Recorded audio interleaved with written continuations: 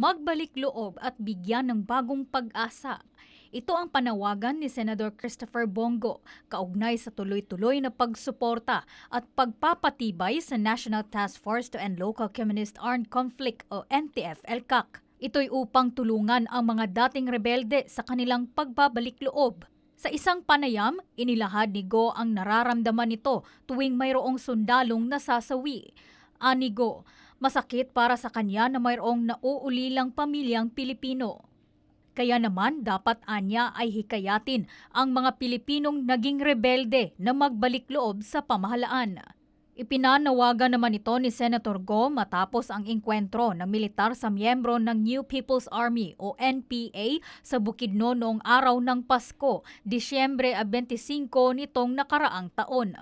Samantala, inihalimbawa ni Go ang development sa Paquibato Lumian sa Davao City sa pamamagitan ng tulong ng NTF-ELCAC.